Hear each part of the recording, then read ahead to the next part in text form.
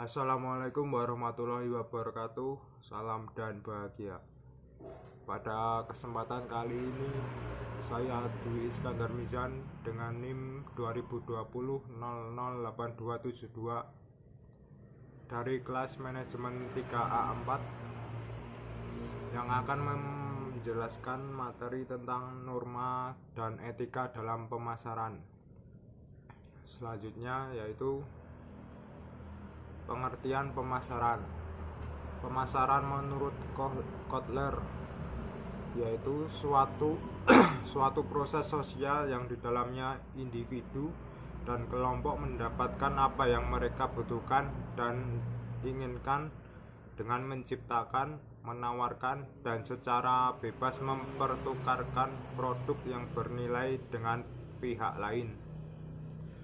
Sehingga dapat disimpulkan bahwa pemasaran adalah proses saling interaksi antar individu, baik dalam kelompok ataupun tidak, dalam memperoleh apa yang dibutuhkan dan diinginkannya, dengan menciptakan dan menawarkan produk yang dianggap bernilai. Semua ini dilakukan untuk memuaskan kebutuhan dan mendapatkan keuntungan yang mereka inginkan. Selanjutnya, tujuan pemasaran. Tujuannya dapat mengubah orientasi falsafah manajemen pemasaran lain yang ternyata telah terbukti tidak berhasil mengatasi berbagai persoalan karena adanya perubahan dalam ciri-ciri pasar dewasa ini yang cenderung berkembang. Perubahan tersebut terjadi antara lain karena pertambahan jumlah penduduk, pertambahan daya beli, peningkatan dan meluasnya hubungan atau komunikasi, perkembangan teknologi, dan perubahan faktor lingkungan pasar yang lainnya.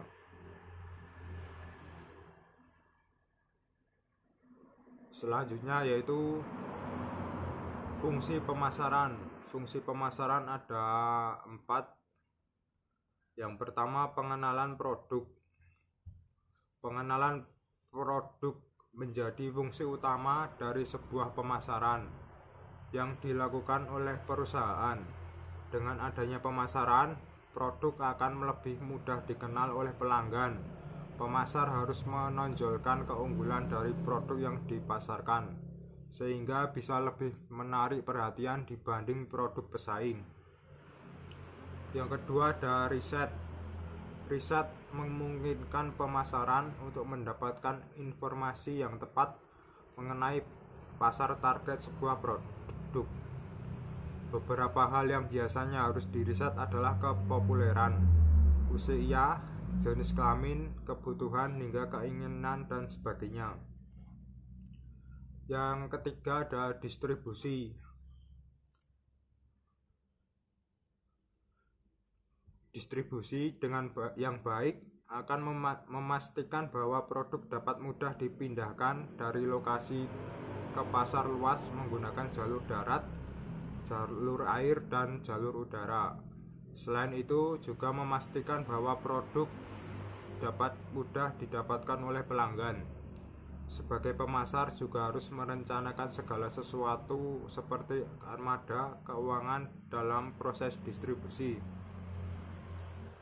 Yang keempat adalah layanan purna jual. Dalam sebuah penjualan, layanan setelah penjualan memang sangat dibutuhkan. Pemasar harus membantu pelanggan setelah mereka membeli produk. Misalnya seperti produk mesin, pelanggan mungkin akan merasa kesulitan ketika menemukan masalah pada mesin yang telah mereka beli. Tugas pemasar adalah memastikan dan membantu agar mesin itu berjalan dengan semestinya. Selanjutnya yaitu jenis pemasaran. Pemasaran ada 4. Yang pertama, branding. Branding adalah produk dan layanan yang harus dimiliki oleh target pasar dengan nama atau merek untuk dikenal. Branding untuk membentuk pemasaran yang memiliki fungsi sebagai iklan jangka panjang Ini sangat membantu untuk membuat produk atau layanan menjadi lebih menarik dan terkenal. Branding seringkali menyertakan nama, slogan, dan logo. Selanjutnya, iklan siaran. Menggunakan radio sebagai media pemasaran adalah salah satu bentuk iklan berbayar yang paling umum. Pemasaran ke pelanggan sangat potensial ketika menggunakan radio, karena pendengar radio benar-benar mendengarkan apa yang diucapkan oleh penyiarnya. Selain itu, juga bisa menggunakan media TV untuk menjangkau pelanggan secara luas. Yang selanjutnya yaitu multi level marketing. Pemasaran dengan menggunakan multi level marketing adalah bentuk penjualan langsung yang melibatkan banyak orang, di mana perusahaan merekrut dan menjual produk-produknya. Multi level marketing juga disebut network marketing, karena tenaga penjualan mendapatkan komisi dari produk yang mereka jual serta komisi penjualan dari jaringannya. Yang keempat ada internet atau online. Internet menjadi salah satu pemasaran yang paling diminati. Hampir semua orang pasti menggunakan internet, sehingga pasarnya sangat luas. Pemasaran dapat dilakukan dalam berbagai cara, seperti menggunakan email, website, atau iklan. Target pasarnya juga bisa ditentukan karena banyak penyedia jasa iklan yang memiliki fitur ini. Yang selanjutnya yaitu tugas pemasaran.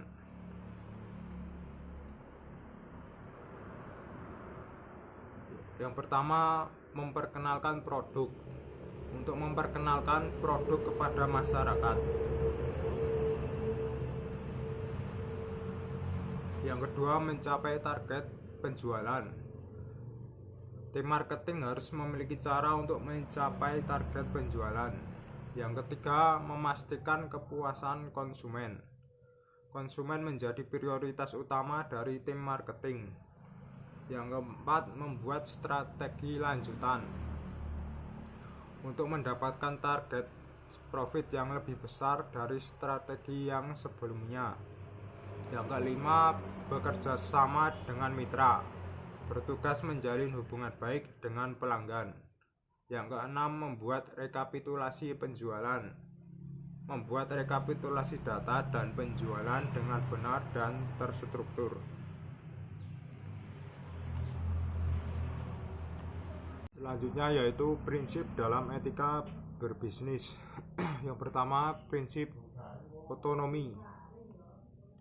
Prinsip otonomi yaitu kemampuan mengambil keputusan dan bertindak berdasarkan kesadaran tentang apa yang baik untuk dilakukan dan bertanggung jawab secara moral atas keputusan yang diambil.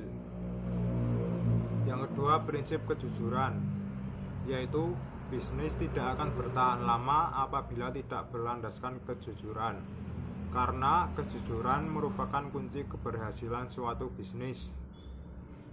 Misal kejujuran dalam pelaksanaan kontrak, kejujuran terhadap konsumen, kejujuran dalam hubungan kerja, dan lain-lain. Selanjutnya yaitu prinsip keadilan. Prinsip keadilan yaitu bahwa setiap orang dalam berbisnis harus mendapat perlakuan yang sesuai dengan haknya masing-masing, artinya tidak ada yang boleh dirugikan haknya. Yang keempat, prinsip saling menguntungkan, yaitu agar semua pihak berusaha untuk saling menguntungkan. Demikian pula untuk berbisnis yang kompetitif. Yang kelima, prinsip integritas moral, yaitu prinsip yang merupakan dasar dalam berbisnis, di mana para pelaku bisnis dalam menjalankan bisnisnya mereka harus menjaga nama baik perusahaan agar tetap dipercaya dan merupakan perusahaan terbaik. Selanjutnya yaitu jenis-jenis norma etika dalam pemasaran. Yang pertama, etika pemasaran dalam konteks produk.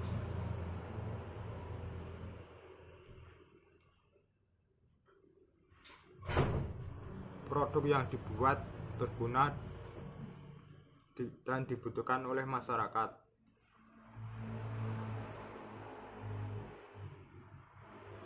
Produk yang dibuat berpotensi ekonomi atau benefit. Produk yang dibuat bernilai tambah tinggi. Produk yang dapat memuaskan masyarakat dan dalam jumlah yang berskala ekonomi dan sosial. Yang kedua, etika pemasaran dalam konteks harga, yaitu harga diukur dengan kemampuan daya beli masyarakat, perusahaan margin laba yang layak, harga dibebani kos produk yang layak sebagai alat daya tarik bagi konsumen, sebagai alat kompetisi. Yang ketiga, etika pemasaran dalam konteks tempat atau distribusi. Yang pertama, barang dijamin keamanan dan keutuhannya. Yang kedua, konsumen mendapat pelayanan cepat dan tepat. Yang ketiga, kecepatan dan ketepatan waktu. Yang keempat, ada etika pemasaran dalam konteks promosi.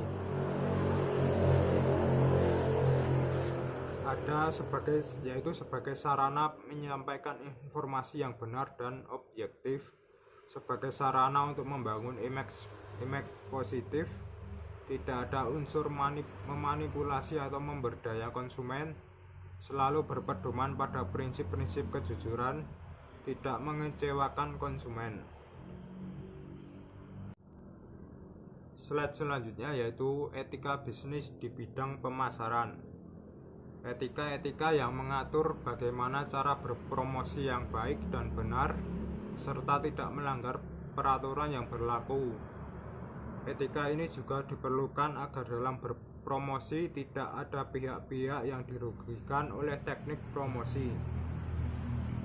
Dalam setiap produk harus dilakukan promosi untuk memberitahukan dan menawarkan produk atau jasa agar mudah dan dapat cepat dikenali oleh masyarakat dengan harapan kenaikan pada tingkat pemasarannya.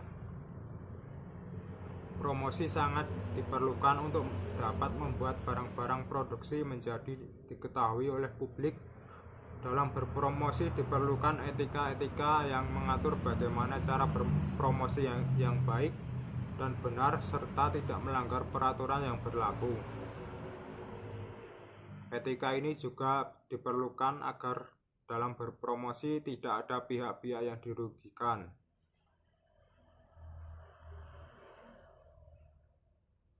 Selanjutnya yaitu 3 asas utama dalam periklanan.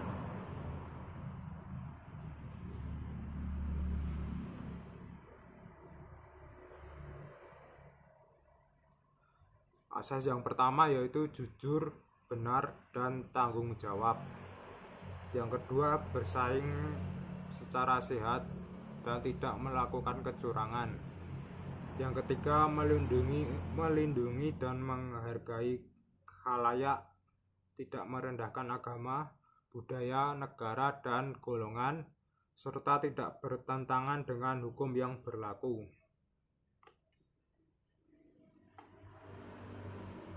Selanjutnya, tata krama dan tata cara periklanan yang diatur dalam bab 3B nomor 3 ayat 3.